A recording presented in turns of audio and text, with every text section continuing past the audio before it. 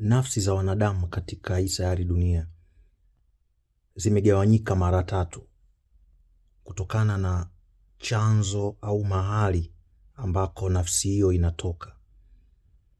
Usisahau kwamba sisi sio miili. Hii miili yetu hii ni kama vifaa, ni kama magari ambayo tunayatumia kusafiria katika ulimwengu, the universe, na kwa sasa ambako tuko katika hii sayari dunia. Na hiyo iko obvious, inajulikana hiyo. Kwa hiyo sasa tunapotembea tusidanganyike na miili kwamba kwa sababu wote tuna miili, ni wanadamu, basi wote vyanzo vyetu vinafanana. Hapana, sio.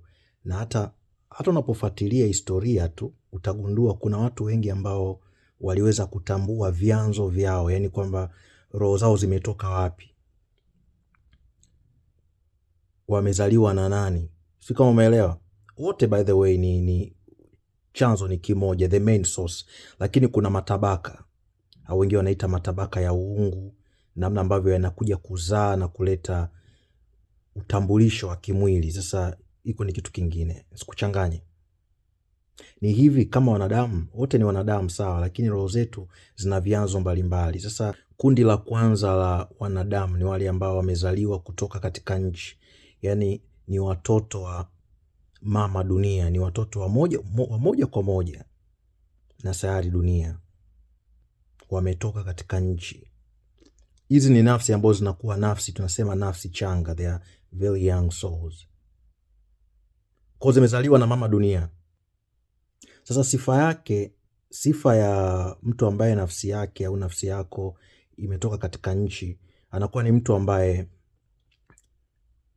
furaha yake kubwa ipo katika vitu ambavyo vina uhusiano wa moja kwa moja na sayari dunia. Kukubalika na watu ambao misingi yao inafurahia kutokana na misingi ambayo ipo katika sayari dunia. Kuzungukwa na watu, kupata mafanikio ambayo yanaendana na sayari material zilizopo katika sayari dunia. Na watu wa namna hii ndio ambao wanakuwa wameshikamana sana na misingi ya kifamilia, wameshikamana sana na misingi ya kirafiki, wameshikamana sana na mafanikio madogo. Baadhi sio mafanikio madogo, na yenyewe ni mafanikio. Labda mtu amepata kazi nzuri, amepata kipato kizuri, ana biashara yake inafanya vizuri, amejiajiri, ana mahusiano, amepata, yuko na mume wake, yuko na mke wake na watoto wake, family matter. Yani hiyo ndio furaha yake kwa amani. Yani asubuhi, mchana, jioni, Januari mpaka Disemba, mpaka anaondoka, wale wanamuacha, yeye anatangulia kuondoka katika sayari, kwa maana anarudi katika nchi, anakuwa na utoshelevu katika hivyo, kwa sababu nafsi yake moja kwa moja imetoka katika nchi. Hana cha zaidi sana ambacho anahitaji. Lakini pia kumbuka, nafsi zetu zinaendelea kukua, kwa hiyo kila moja na safari yake. Kwa hiyo hao nawasema, ina maana moja kwa moja wametoka katika sayari dunia na wamekuja kupata mafunzo. Nafsi zao ziko katika mafunzo ya kipekee, na safari ya kuendelea kukua ya utambuzi inaendelea. So kila mmoja ana stage yake, wanatofautiana. Hata hao watu pia na wenyewe wanatofautiana vile vile. Lakini kundi la pili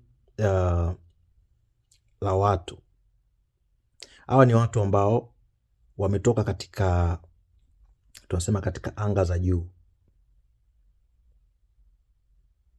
Hawa ni watu ambao wametoka katika anga za juu. Hawa ni watu ambao wamekuja katika sayari dunia kwa bahati, tuite bahati mbaya, lakini hakuna bahati mbaya. Wamekuja kwa mafunzo. Tunaita watu ambao ni watu wazururaji, waangaikaji. These are wanderers. Nafsi zao hazijatoka katika sayari dunia moja kwa moja, zimetoka katika sehemu nyingine, katika mzunguko. Kumbuka kila kitu kinatembea.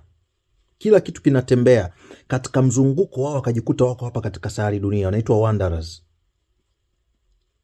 Kwa ni watu ambao hawana target maalum ya kimaisha, lakini watu ambao they are very curious, ni watu ambao wanapenda kuexplore, Ni watu ambao wanapenda sana kuvunja tamaduni na desturi zilizopo. Unakuta kwenye familia yenu, kwenye ukoo, kwenye jamii wamezoea kwenda kwa staili hii, yeye anavunja ile. Anataka kuexplore, anataka kujifunza lifestyle nje ya ile aliyoizoea.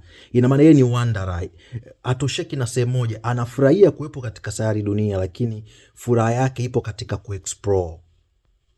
Huyu ni wanderer, hana lengo hasa mahususi, hana mzigo mkubwa wa kufanya kitu chochote kwa ajili ya watu wengine. No, ni kwa ajili yake, yani kwa ajili yake, enjoy tu maisha, aone how life goes, aone kuna kitu gani kipya. Wanderers hawako attached na misingi ya kifamilia, hawako attached na yale malengo ambayo yaliopo. Anaweza akawa na makazi hapa, baada ya mwaka mmoja akahamia kule, akatoka hapo akaenda nchi fulani, hakuna anayemjua, akaenda kule akafanya maisha yake, akapata marafiki wapya, anawaacha, anaenda sehemu nyingine. Wanderers kama hivyo. Alafu kuna kundi la tatu wametoka wenyewe kwenye anga za juu, lakini wao hawajaja kwa bahati mbaya. Ukisikia kama kuna watu wanaozungumza, kuna watu wanasema nimetoka juu, I'm from above. Ni watu ambao wanaelewa kwamba wamekuja hapa kwa kusudi maalum. Wao wamekuja hapa kwa ajili ya kuwasaidia wanadamu, kusaidia sayari dunia katika ukuaji wake. Kwa hiyo hawa mara nyingi huwa wanakuwa na, tunasema, a sense of purpose. Wanakuwa na kitu fulani cha kipekee ndani yao ambacho ndio kinawapa furaha, makubaliano ambayo wanayajua kwamba wamekuja katika sayari dunia kuyafanya na kuyatimiza. They know, wanajua wamekuja kufanya nini na kutimiza nini. Hakuna kitu kingine kinachowapa furaha zaidi ya hicho. Anaweza akapata kila kitu ambacho watu wengine, wanadamu ambao wanafurahia maisha katika dunia wako navyo, lakini havimpi furaha. Anaweza akaacha vile vitu ambavyo watu wanavikimbilia na kuvitamani kwa ajili ya lile ambalo anajua amekuja kulifanya. They are coming from above. Na wenyewe wako katika makundi mawili vile vile. Kuna ambao wako katika upande ambao ni negative au upande wa giza, na wako ambao katika upande positive au upande wa nuru. So hao ni watu ambao akishikilia jambo lake lazima alifanye na linakuwa na matokeo makubwa katika jamii yake, aidha kwa upande hasi au kwa upande chanya, na anakuwa anajua, they know. Yani akianza kufanya kile kitu ambacho anajua amekuja kukifanya, hakuna anaweza kumtoa, na anakuwa anaelewa. Hafanyi kwa mkumbo, hafanyi kwa kubahatisha, hafanyi kwa sababu ni mfumo umemweka. Kwa wale ambao wako hasi na wenyewe ni hivyo hivyo, na wale ambao wako positive na wenyewe ni hivyo hivyo. Katika hatua ya ukuaji wako, kama upo kwenye kundi kama hili, unaweza ukaanza kufanya mambo yanayofanana kusudi. Watu wa namna hii ndo wanapenda sana kutamka, anataka kusudi. Wengi wanajiingiza kwenye mifumo mikali ya kidini, misimamo mikali sana, kwa sababu ndani yake kuna kitu kizito fulani ambacho anakitafuta. Kuwa mara nyingi wanapenda sana kujiingiza kwenye vikundi vyenye misimamo mikali, lakini sio kwa mkumbo. Mara nyingi wanakuwa kama viongozi, they act as leaders. Kuna kitu wanakuwa wanakitafuta, na inapofika mahali wanapoamka, wanapokumbuka wao ni wakina nani, wanaweza wakaacha ufalme wote walioutengeneza kwa ajili ya kufanya kile ambacho sasa lengo kuwamsaidia mwanadamu. Kwa sababu mara nyingi ukitembea katika hivi vitu vingine kama nilivyovitaja hivyo, havimsaidii mwanadamu moja kwa moja. Kwa sehemu kubwa vinakuwa vinamrudisha mwanadamu nyuma, vinawagawanya wanadamu, vinafanya mwanadamu asijitambue kwamba nguvu au uwezo wa roho yake, inafanya wanadamu wawatazame wao, kwa sababu wanadamu hawa wengi, kwa mfano wanadamu wa kawaida ambao wametoka katika nchi, wanapokuwa viongozi katika hiyo mifumo, wanafurahia tu ile kuabudiwa, ile kutukuzwa, ile kuonekana vizuri.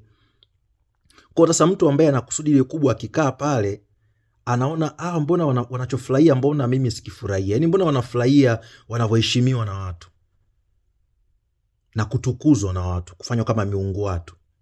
Kwa hiyo wao mara nyingi huwa wanaenda kubadilisha ile hali. Anakuta ni mtu mwenye uwezo mkubwa sana, ni mtu ambaye anakuwa watu wakubwa wanamheshimu, lakini yeye anajiona wa kawaida kabisa. Anaweza kukaa na watu ambao ni watu wa kawaida na akajiweka katika namna ya kuwa chini kabisa kuliko wao, kwa sababu anakuwa yeye anajua hajaja kwa ajili ya kutukuzwa, yuko kwa ajili ya kuonyesha kwamba wanadamu wengine na yeye hawana tofauti. So wewe upo kwenye kundi gani katika hayo?